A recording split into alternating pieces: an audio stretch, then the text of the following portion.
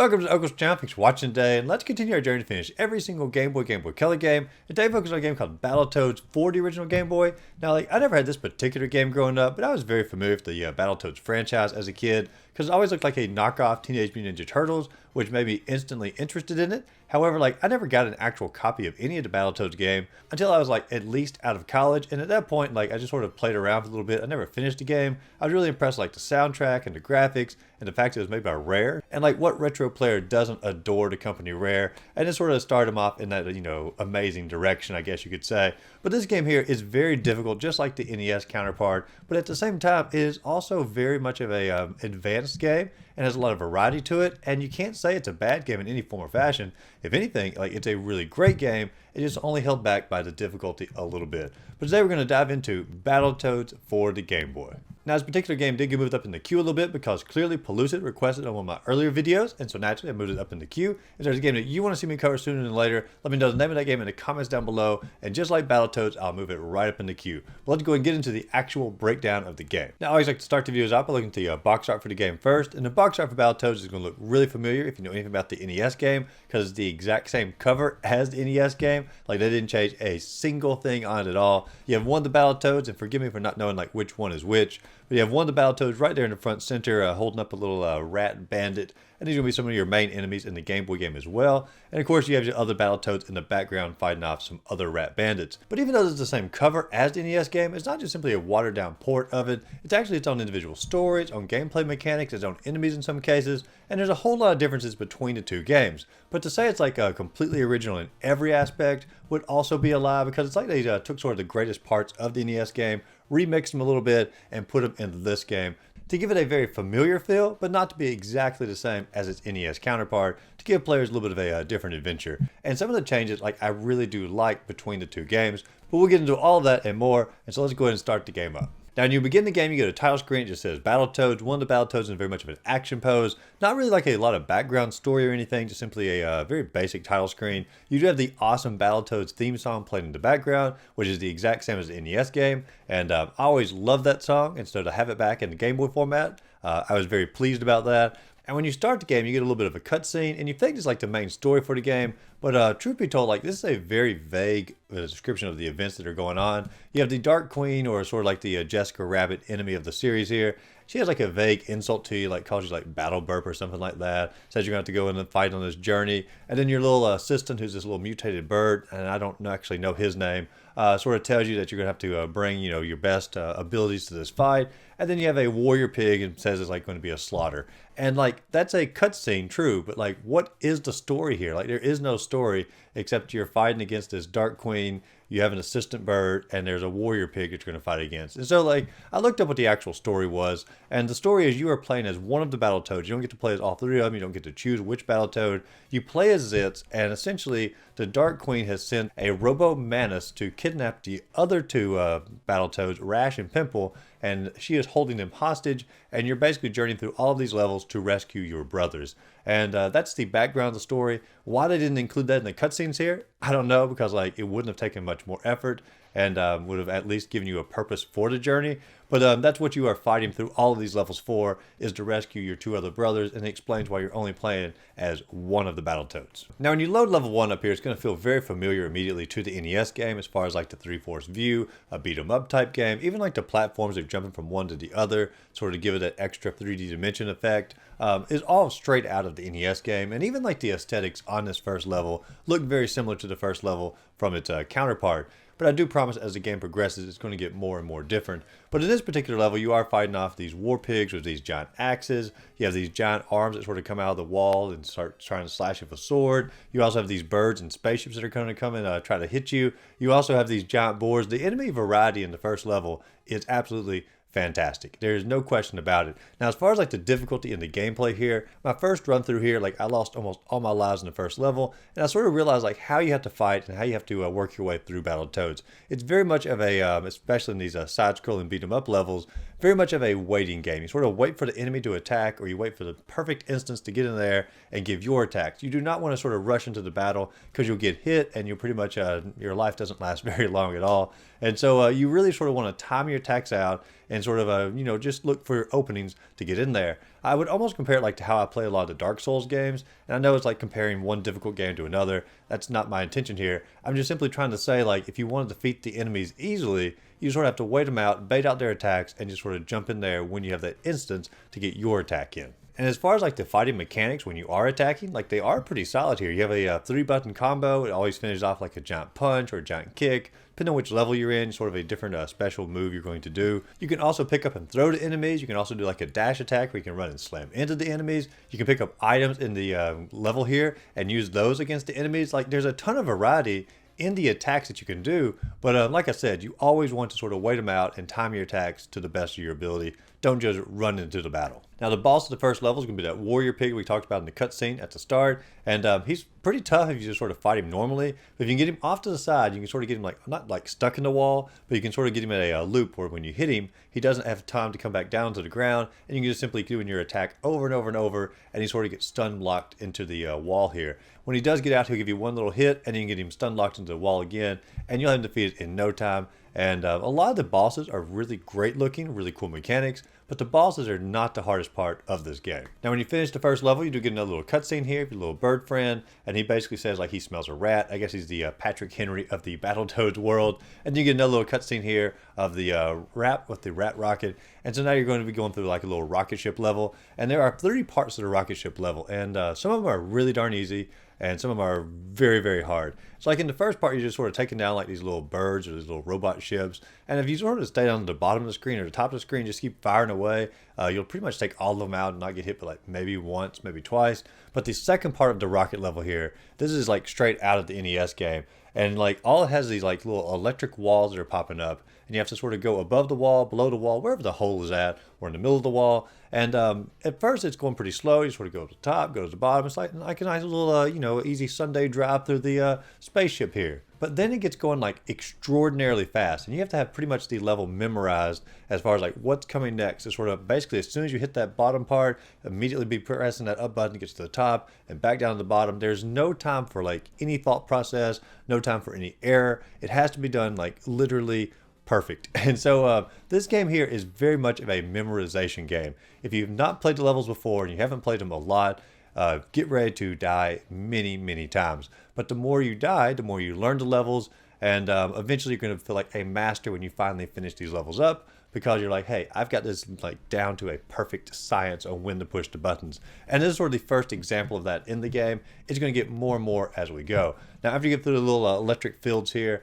the third part is these pretty good sprites for these giant prehistoric looking birds that are coming at you. And I did the same strategy, sort of stay down at the bottom, and they're going to basically take all of them out pretty easily. Most of them will avoid you. And then when you get to the final boss here, it's going to be the rat rocket. He's in a little spaceship here. First stage, very simple. Just take out all the little turrets on the ship, and then like the front of the ship like busts open, has this massive gun on the front, and you sort of do the same strategy. Sort of, when you have an opportunity, go down there, get a few shots in, pull back away, get a few shots in, pull back away, and after his little HP bar at the bottom is completely depleted, you finish the battle up, and the rat rocket is completely gone. And of course, after every single level, we get another little cutscene, and we have what I'm going to assume is called the Darkling, because he says, "Don't dance with the Darkling." It looks like a war pig again, but actually he's going to be sort of a dragon. Actually going to remind you a great deal of one of the dragons of How to Train Your Dragon.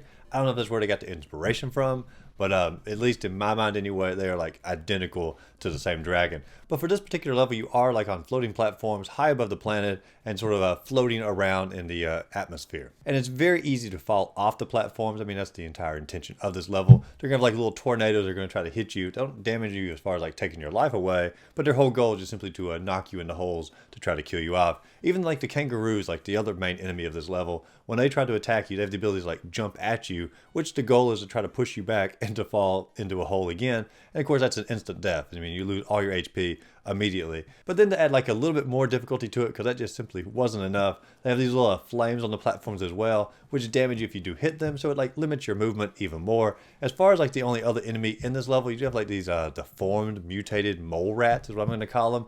It's a weird little creature here. They're probably the easiest of all the enemies, because they're not going to try to like knock you off the screen or anything like that. It's simply a normal fight for them. But just like in the last beat 'em up level, if you like really take your time and just sort of work through it and sort of, you know, bait them out, get your attacks in when you can, and just don't simply rush it. The level itself is not that bad. It's only going to get you in trouble when you're trying to get through it quickly, or when they finally get to your frustration, which it will happen. But just simply, you know, keep your cool and just simply work through the level piece by piece, and you'll have it defeated pretty quickly. Now, the final boss for the level is going to be the How to Train Your Dragon, what I'm going to call him anyway. And he is very, very easy to time the attacks out, you know, predict exactly what he's going to do, get several attacks in on him, stun him a little bit, knock him back a little bit, and it's probably one of the easier bosses in the game. But like I said, none of the bosses are going to be particularly hard. Now, before you go into the fourth level, you are going to get another little cutscene, and the cutscene shows what's called Whoop the Wicked Worm, and worm is spelled W-U-R-M, and I guess it makes him a little bit more wicked, but a pretty cool sprite animation for this.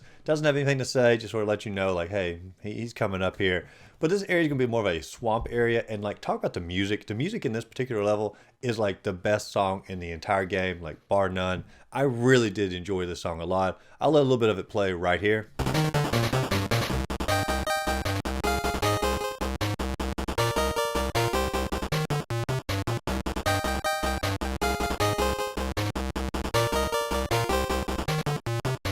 Excellent song for an already excellent soundtrack inside the game. But the mechanics for this particular level, you do have these little slimes that have like little teeth on them. Pretty ferocious looking little creature. You also have these like little rock puzzles where you sort of watch them sink down. Time your jumps just right to jump on the rock before it sinks back down. Very basic platforming. This is not the hardest part of this level.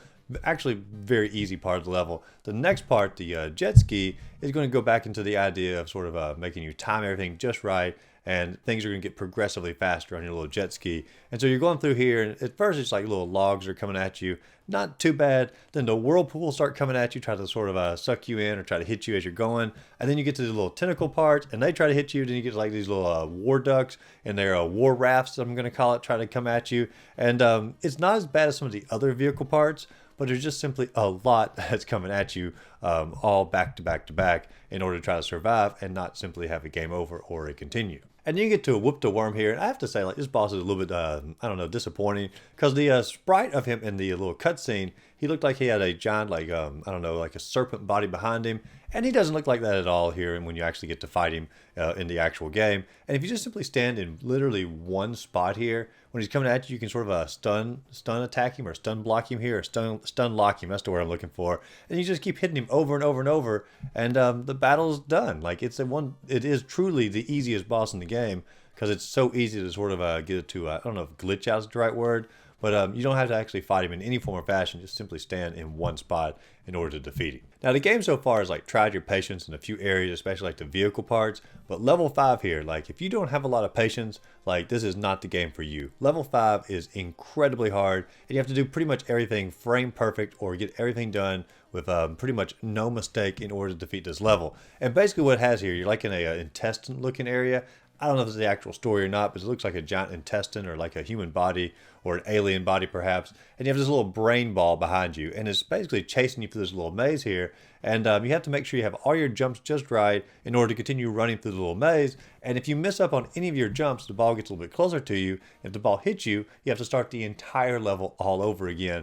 And it's probably like I'd say at least a minute and a half sequence in order to get through it. And you pretty much can't make a single mistake at all throughout the entire maze. And if you do make a mistake, the ball's going to hit you and then you restart the entire thing over again.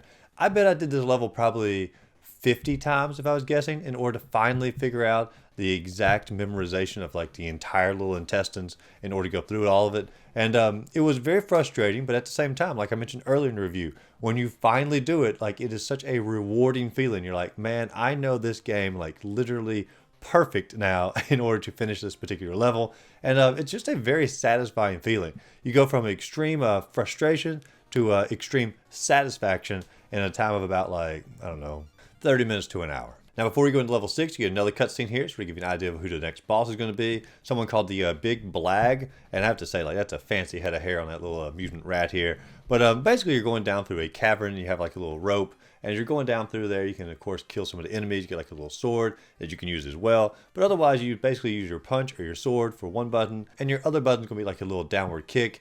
and you're sort of, basically traversing this cavern downwards. Now, this particular level is almost identical to the NES level.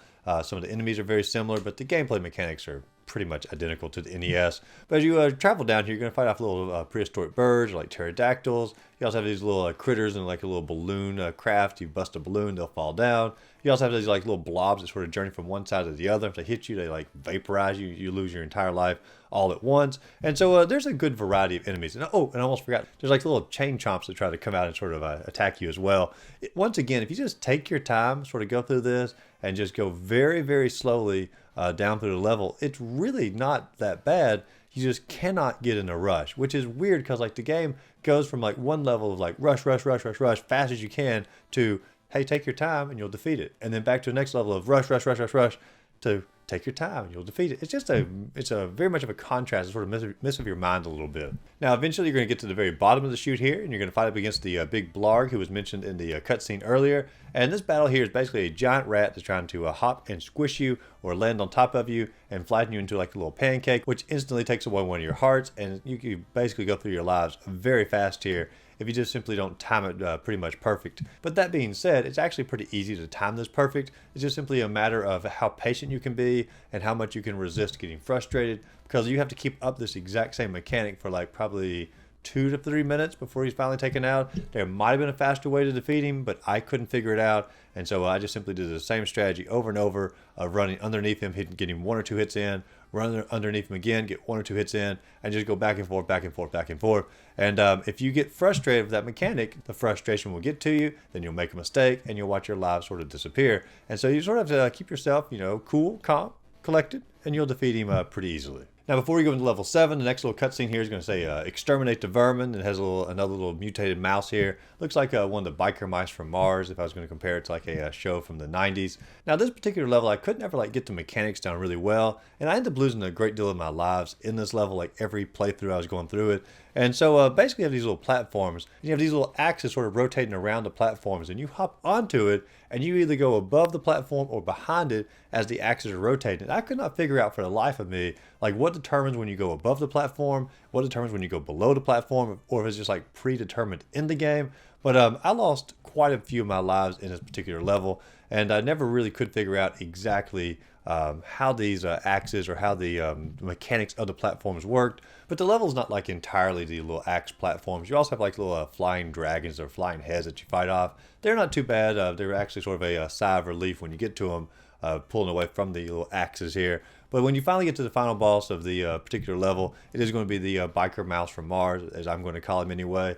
And a huge HP bar once again. But if you just really stay on him, get him sort of stuck in the wall like the very first boss, he's really not too bad. Now, the cutscene after level, our little bird friend here calls me a green machine, and they're getting dangerously close to the copyright infringement here on TMNT. Because, I mean, like, lean green fighting machine, I mean, that was always like TMNT. And I don't know, I feel like they are inching closer and closer to try to get you to see those similarities. And I'm surprised they never, like, got a little bit of a little cease and desist letter from the company. But at the same time, there were like so many TMNT ripoffs in the early 90s or late 80s, so they probably got by with no worries at all. But also in the cutscene, we get our first look at the final boss in the game, who's going to be a Robo Manus, who's like a Cyclops cyborg is the best way I can describe him here. Pretty cool looking boss, and when we get to the actual sprite, even cooler looking boss. But level 8 here is a very much of a frustrating level once again, where you have to do it pretty much absolutely perfect without making any mistakes in order to finish the level. And so you have this little jetpack on you, and you're basically flying upward. So there's a little chasm here. As you're going upward, there's little platforms you can slam into. There's little electric shocks that are going across the screen that can hit you, take away some of your life. There's also little pause spots where you have to like shoot the little lasers up and try to destroy the enemies. And you can't move forward up higher until you destroy those enemies. And so you pretty much have to play through the level multiple times to get the mechanics of it memorized, or get all the little platforms memorized and all the little locations of the enemies, and get everything completely memorized. And even after like probably 20 tries on it, like I finally had it memorized, but even then, like I barely made it before the time was up. So once again, the game has forced you to memorize everything about the level in order to actually conquer it. And so when you finish it, as I said earlier, you feel like a boss when you beat it, because like, man, like the game perfectly. But when you do get to the top of the little chute here, you go through these little double doors, and you get to fight the final boss in the game, who's that giant Cyclops cyborg we talked about, or Robo Manus. And as ferocious and as cool as he looks, he's a very, very easy boss, because out of his arms he can shoot out these little, I don't know, blast at you. But if you just simply stay at the bottom of the screen, they can't actually hit you. And so you're pretty much invincible as long as you're down at the very bottom. You run over there, you get the hammer, you wait for him to shoot out like 10 blasts, you rush up there, take about 2 or 3 hits on one of the arms, go back down to the bottom of the screen, wait for his little 10 blasts to come out again, run back up to the top, get another few little hits in with the hammer, blow up one arm, do the same thing to the other arm, and you simply have to get in the middle of the screen and sort of bash away at his head and try to avoid the little grenades that he's throwing out, which to me wasn't even hard to avoid the grenades. As I said, like every single boss in this game has been pretty easy, but it may take you a time or two to learn the mechanics. But like once you got the mechanics down and once you got a strategy, the bosses are just a joke in the game. Now after you defeat him, you get a little cutscene here of you rescuing your 2 Battletoad friends. This would be Rash and Pimple. You rescue them, and once you've rescued them, you get a little cutscene from Jessica Rabbit type villain. What was her name? The Dark Queen. And she basically says it's not over and she'll be back or something like that, which I presume means like the main game for like the NES, and maybe there's like a prequel to that game, and then the game is over. It doesn't like show you credits or anything. It just simply starts back over the title screen, and you can play the entire game over again in its entirety. But let's take a look at the game as an overall here, because there's a lot to say about Battletoads in general. First off, the graphics for this game are pretty phenomenal. And I'm not just talking about like the cutscenes and things like that. Obviously, I love like little animation sprites and all of those. But like the gameplay itself, like when you're going through it, the animations of your Battletoad, excellent. The animations, like all the enemies and the sprites, excellent. The levels, the backgrounds of the levels, fantastic. The sprites of the bosses, wonderful. Like the graphics are just some of the best for the Game Boy, and it was quite impressive what they can do with it. They very much kept the idea from the NES game, which was sort of maxing out the hardware for that, to maxing out the hardware for the actual original Game Boy.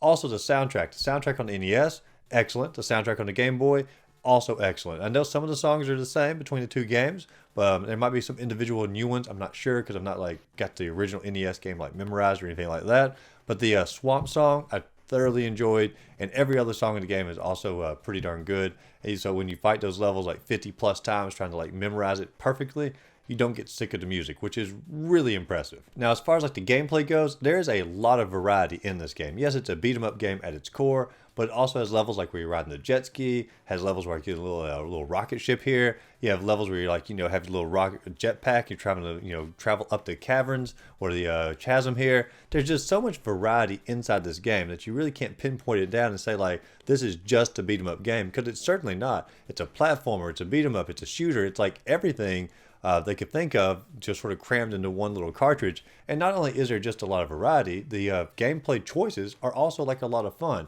Yes, they're hard, but they are also fun as you're going through it. But let's talk about the elephant in the room here, which is, of course, the difficulty of the game. The game is notoriously difficult. It's what it's known for. It's what the NES game is known for. And this keeps up the difficult notions that the NES game is known so well for. And for a game that forces you to focus on memorization, to play the levels 50, 100 times over to like actually get that memorization, they certainly don't give you a lot of continues and a lot of lives. Like pretty much every modern game that's difficult, like Cuphead or anything like that, they pretty much give you infinite tries on that particular level. They don't give a game over to start the entire game all over again. They just simply have a really difficult level and let you play it as many times as you want. That's where I feel like Battletoads is a little bit on the unfair side. Once you die in a level, like you're 15, 20 minutes into the game, you die, you start back at the very beginning of the game again. And that gets really frustrating because it takes away the ability to like really practice and memorize those later levels without having to go through all the earlier levels in the game 100 times over just simply to get back to that point again. I really feel like the game would be a better game if you had unlimited continues. And so like when you died, you had to start like maybe that level over again, but not necessarily the entire game, because like that just sort of turns a lot of players off because they don't want to play the first levels a million times in order to just simply get to the final levels and die again to go all the way back to the start to play it for the millionth and first time all over again. I will say one of the saving graces of the game is simply that it's a short game. It's only like 20-ish minutes, maybe 30 minutes long. If you're really just sort of going straight through it and you've actually got it completely memorized. And honestly, a 20 to 30 minute game is not so long that you could not memorize the entire thing. And so that is somewhat of a saving grace for it. But good boss variety, good enemy variety, good gameplay mechanics, good variety, good soundtrack, good graphics. The only thing holding the game back at all would be the difficulty. And if you enjoy difficult games, then that's actually a plus for you, and I think you would truly enjoy and love this game. Overall, on a scale of 1 to 10, I'm going to give it a 7 out of 10, just simply because the difficulty is a little bit higher for the majority of players, and I feel like if the game was like a little bit more balanced, it would be probably like an 8 or a 9. Probably just a straight up 9. It would be a 9. It's a great game. The difficulty is like the only thing wrong with it at all. If you see it out there in the wild, definitely pick it up. It's a really fun game. Just be ready for a lot of patience and a lot of frustration as you're working your way through it. But if you enjoyed this video, be sure to like and subscribe to the channel. Check out my other videos listed up above. And as always, go out there, find a great game to play. Simply have a great rest of the day.